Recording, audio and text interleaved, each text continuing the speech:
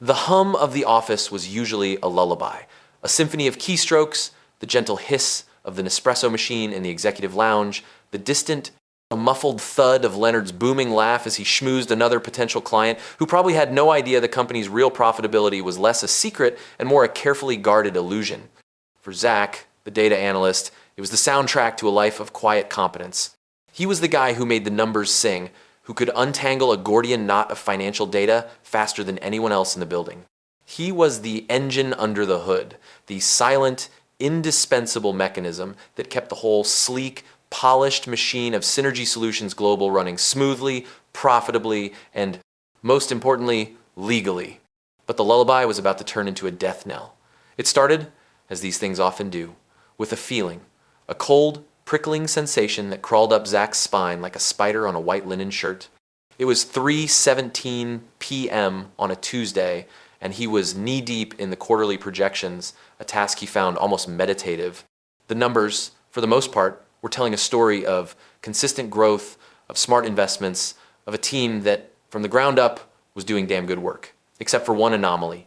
A recurring expenditure buried deep in the operational efficiency budget that just didn't make sense. It wasn't a typo, it wasn't a miscategorization, it was a pattern. A small, consistent drain, like a microscopic leak in a high-pressure pipe, that over time was adding up to something significant, something odd. He'd flagged it for his immediate supervisor, a well-meaning but utterly overwhelmed woman named Brenda, who'd mumbled something about talking to Leonard. Leonard, the man who treated corporate buzzwords like a sacred tongue, whose suits were sharper than a samurai sword, and whose smile could curdle milk from 50 paces. Leonard, who was, to put it mildly, a vacuum cleaner for credit and a black hole for accountability. Zack had a healthy, professional respect for Leonard's ability to sell. But he'd always suspected there was more going on beneath the polished veneer than just salesmanship. And that persistent line item in the budget, it was starting to feel like the first thread pulled from a very expensive tapestry. The summons came via an instant message, blunt and devoid of pleasantries. Zack, need you in my office. Now, Leonard's office. A shrine to self-importance. Walls adorned with framed awards that looked suspiciously generic, a sprawling mahogany desk that probably cost more than Zack's annual rent, and a panoramic view of the city that, Zack suspected, Leonard only really saw when he was flexing his ego. He smoothed down his sensible but perfectly clean button-down shirt, took a deep breath that smelled faintly of stale coffee and impending dread, and walked in. Leonard was perched on the edge of his desk, looking for all the world, like he was about to break some life-altering news, which he was. Beside him sat Brenda, her face a mask of forced neutrality, and a woman Zack recognized from HR. Her name was Patricia, and she had a smile that was as warm and inviting as a tax audit. Patricia's smile, however, didn't quite reach her eyes, which darted around the room with the precision of a hawk surveying its prey. "Ah, Zack, come in, Leonard said, his voice dripping with a feigned warmth that was as genuine as a $3 bill. He gestured to the chair in front of his desk, a plush, imposing throne designed, Zack suspected, to make anyone sitting in it feel about 2 inches tall. Take a seat. Zack Saturday. The leather creaked beneath him like an ancient mariner's groan.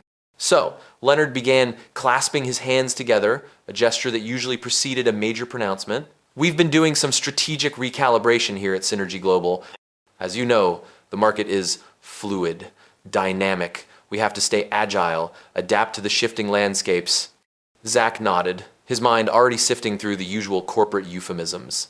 Strategic recalibration, fluid market, agile, dynamic. These were the words they used to soften the blow, to disguise the blunt force trauma of reality with a linguistic anesthetic. And as part of this, Leonard continued, his gaze unwavering. We've had to make some difficult decisions regarding our workforce. Restructuring, you see. Company-wide efficiencies, maximizing our core competencies. He paused, letting the buzzwords hang in the air like a noxious cloud. And unfortunately, Zack, your role, while valuable, has been identified as one of those areas we need to streamline.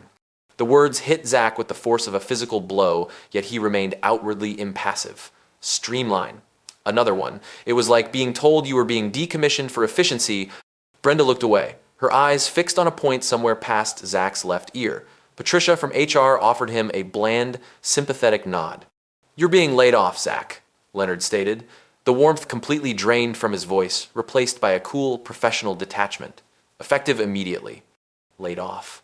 Not fired. Not let go. Laid off. The distinction, Zack knew, was important. It implied it wasn't personal, that it was simply the tide of the market, the cruel hand of fate. But Zack knew better. He'd seen this play out before, albeit from the cheap seats. The high performer, the quiet expert, the one who asked too many questions, or in his case noticed too many anomalies, was often the first to be restructured. "We're offering a severance package," of course, Patricia chimed in, sliding a thick, multi-page document across the desk. It landed with a soft thud, a white flag of surrender, or perhaps a contract for his silence. It's quite generous considering the circumstances. Full details are in there. Zack's eyes scanned the top sheet, his name, correctly spelled, his title, and then a severance amount that was okay, not spectacular, but enough to keep him afloat for a while. And then he saw the NDAs, the non-disparagement clauses, the ironclad agreements that promised to bury any knowledge he might have, any questions he might have asked, in a legal tomb. "We appreciate your contributions, Zack," Leonard said, standing up, signaling the end of the meeting. He extended a hand, his smile back in place, a brittle, performative thing. "It's been a pleasure having you on the team." Zack looked at the outstretched hand. For a fleeting second, he saw not Leonard the manager, but Leonard the man who had probably engineered this little restructuring to make room for his golfing buddy Kevin, who was still on LinkedIn proclaiming his synergistic leadership aspirations in 3 different languages. The same Kevin who, Zack had noticed, was now listed as a senior strategic consultant, despite having joined the company only 6 months prior with a resume that read like a wish list of corporate cliches. He didn't take Leonard's hand. Instead, he reached into his own worn leather messenger bag, a bag that had seen him through more late nights and complex analyses than any mahogany desk could ever hope to witness. He pulled out a single, crisp sheet of paper. It wasn't the severance package. It was his own meticulously prepared resignation letter, dated for today. But the reason was different. "I appreciate the offer, Leonard," Zack said, his voice calm, measured, betraying none of the simmering anger or the sharp, analytical mind already whirring beneath the surface. "However, I've just tendered my resignation, effective immediately." Leonard's smile faltered.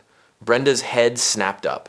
Patricia's eyes narrowed, her hawk-like gaze now fixed directly on Zack. "Resignation?" Leonard sputtered, his polished veneer cracking. "But we're laying you off. You're being compensated for that." "Indeed," Zack replied, standing up. He placed his resignation letter on the edge of the desk, next to the thick severance document.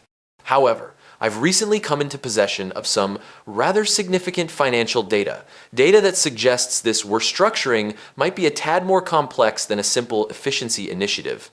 It seems the operational efficiencies we've been chasing have a very specific and frankly rather incriminating beneficiary."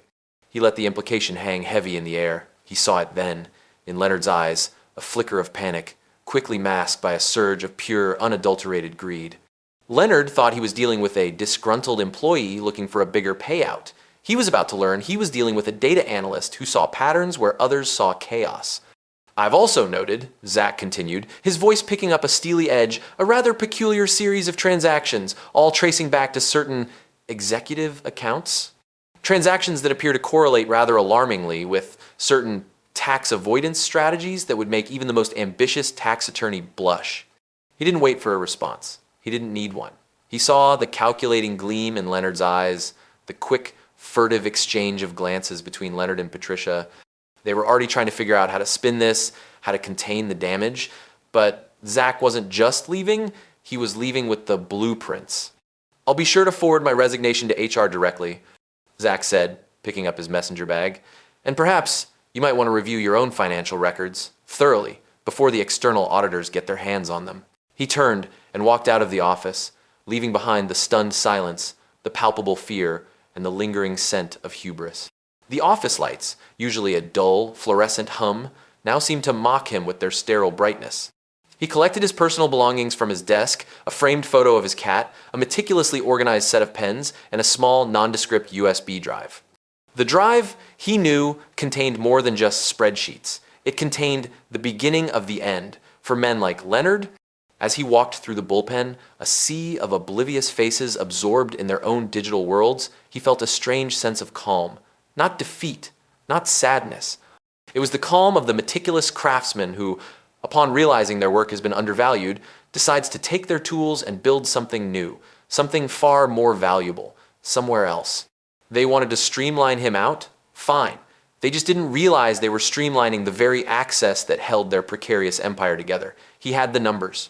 And the numbers, as Zack knew better than anyone, never lied. The game had just changed, and Leonard, in his arrogance, had just handed Zack all the winning cards.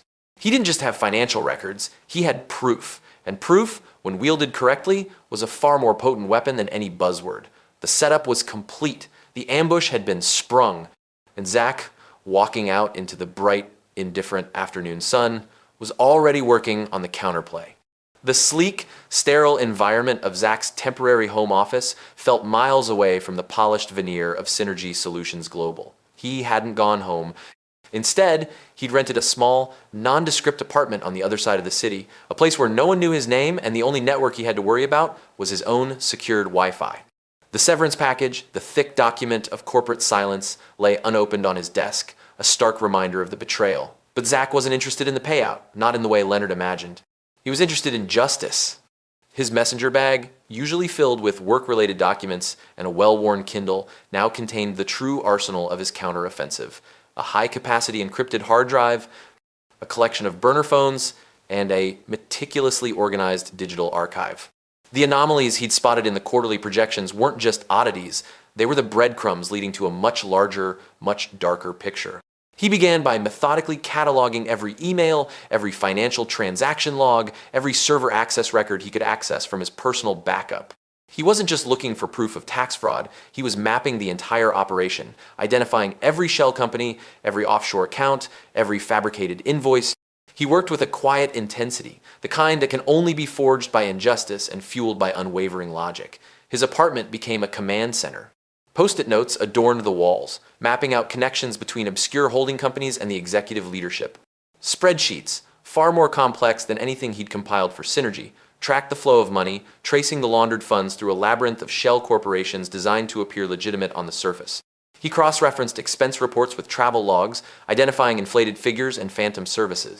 He even managed to access cached communications between Leonard and his chosen accomplice, Patricia from HR, revealing their desperate attempts to cover their tracks, their panicked discussions about adjusting narratives and managing fallout. Meanwhile, back at Synergy Solutions Global, the carefully constructed illusion began to fracture. The first tremor was subtle, almost imperceptible to the casual observer. A critical client, Evergreen Holdings, a company whose account Zack had personally managed and nurtured, called in a panic. Their usual point of contact, Zack, was unavailable. The interim analyst assigned to the account, a junior who barely understood the company's core product, fumbled through the conversation, unable to provide the usual insightful data analysis or the proactive solutions Zack was known for. Evergreen Holdings, a crucial revenue stream, was suddenly expressing concerns about account continuity. Then, a more significant ripple. A key operational software suite, one that Zack had painstakingly customized and maintained, began to glitch. Its performance degraded rapidly, leading to delays in processing crucial data for the sales department. Reports that used to take minutes now took hours, and some simply failed to generate altogether. The IT department, overwhelmed and lacking Zack's deep institutional knowledge, was in a frenzy, unable to diagnose the root cause of the system failures. Whispers began to circulate, hushed tones in the break room, frantic group chats after hours. Where's Zack? He always knew how to fix this. Is he coming back? Leonard, basking in the illusion of a successful restructuring, was initially dismissive of the growing problems. He'd assured everyone that Zack's departure was a minor inconvenience, a necessary step in their evolution. But the frantic emails from the sales team, the escalating complaints from IT, and a terse but pointed inquiry from Evergreen Holdings CEO began to chip away at his smug confidence. He even received a passive-aggressive text from Brenda, his former supervisor, mentioning a noticeable dip in departmental efficiency and hinting that perhaps key personnel were being underestimated. Patricia, too, started to show signs of strain. Her usual unflappable demeanor was fraying at the edges. She was seen in hushed, agitated conversations with Leonard, her carefully applied makeup failing to mask the dark circles under her eyes. Employees who had previously been ignored by HR were suddenly being called into meetings. Their questions about benefits and severance packages met with vague assurances and a palpable sense of unease. The restructuring was starting to feel less like an efficiency drive and more like a controlled demolition. Zack, observing this unfolding chaos from his secure digital sanctuary, felt a grim satisfaction. He hadn't needed to raise his voice or engage in public confrontation. His meticulous preparation was now playing out like a perfectly choreographed ballet of corporate destruction. He could practically feel the panic rippling through the Synergy Solutions global offices. They were starting to understand that the streamlining had removed not just an employee, but a vital organ. The time had come for the first calculated move. He didn't need to make a dramatic gesture. He didn't need to launch a full-scale expose. He just needed to nudge one very specific domino. He opened a new email client, ensuring it was untraceable to his personal devices. He addressed it to the Internal Revenue Service's whistleblower office. The subject line was simple: potential tax fraud investigation, Synergy Solutions Global. He didn't attach all his evidence. Not yet. That would be too much, too soon. Instead, he included a concise summary, highlighting the patterns of suspicious financial irregularities, the use of shell corporations, and the direct correlation between these activities and specific executive accounts, including Leonard's. He mentioned the restructuring as a potential cover for these fraudulent activities. He concluded the email with a carefully worded request for an investigation, stating his willingness to cooperate fully, provided certain protections were in place. He then CC'd himself on the email using a temporary, anonymous email address, ensuring he had a record of the communication, but leaving no trace back to him at Synergy. He hit send.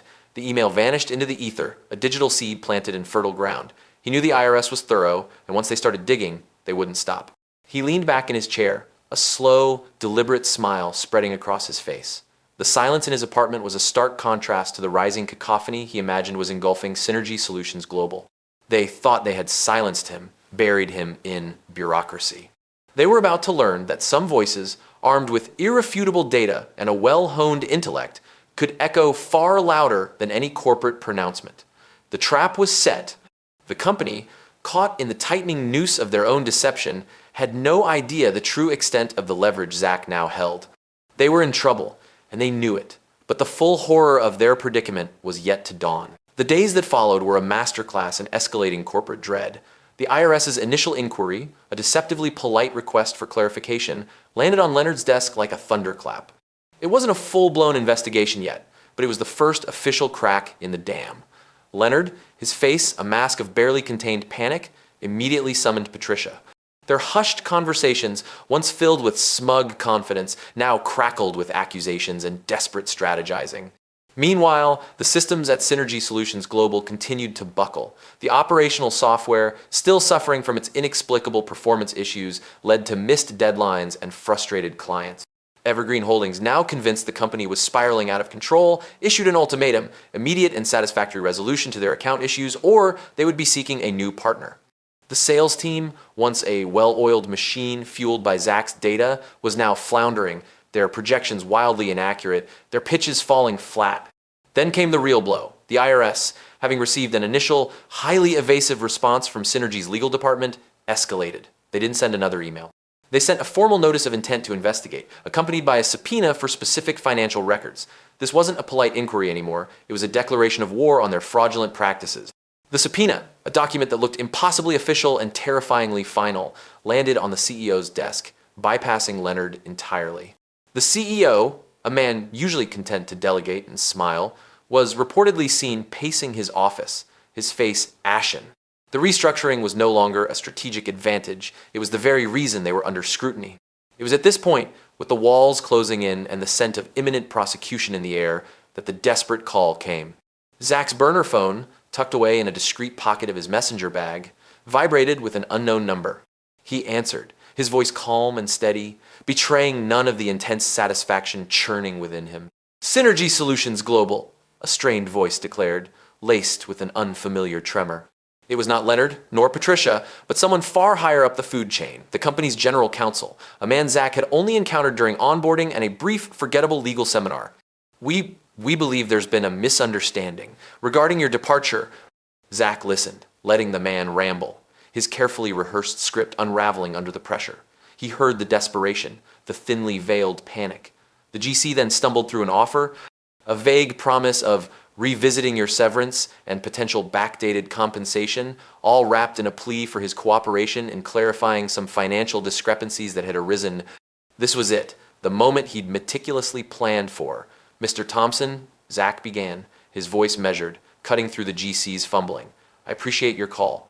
However, I believe the only discrepancy that needs clarifying is the deliberate misrepresentation of financial data and the subsequent fraudulent tax practices implemented by certain executives. Practices that appear to have been masked by the very structuring that led to my termination." He paused, letting the weight of his words sink in. He could almost hear the GC's jaw clench over the phone. "You see," Zack continued, his voice now carrying a quiet authority, "when I was escorted out, I didn't just leave with my personal belongings. I left with a comprehensive understanding of Synergy Solutions Global's financial architecture, including its less-than-legal components, and I've been rather busy since then." He then laid it all out, not in a torrent of angry accusations, but in a precise, logical sequence.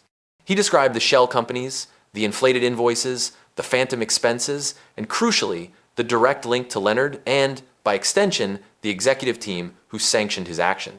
He detailed how the restructuring was a deliberate attempt to siphon funds and avoid tax obligations, a scheme designed to enrich a select few at the expense of the company's integrity and its legal standing. He mentioned the pending IRS investigation, the subpoena, and the very real prospect of criminal charges. "I have presented a complete, irrefutable dossier to the relevant authorities," Zack stated calmly. "It details every transaction, every questionable entry, every communication that points to a deliberate, systematic effort to defraud the government." He then presented the two options, the carefully constructed fork in the road for Synergy Solutions Global. "Option A," Zack said, his voice devoid of emotion, "is a swift and relatively clean resolution. Mr. Leonard, his immediate HR accomplices, and anyone else directly involved in orchestrating this scheme are terminated immediately. Their severance packages are rescinded, and they cooperate fully with the authorities, providing testimony and aid in recovering the misappropriated funds. In exchange, the company receives a degree of leniency from the IRS, potentially avoiding the most severe penalties and a public indictment.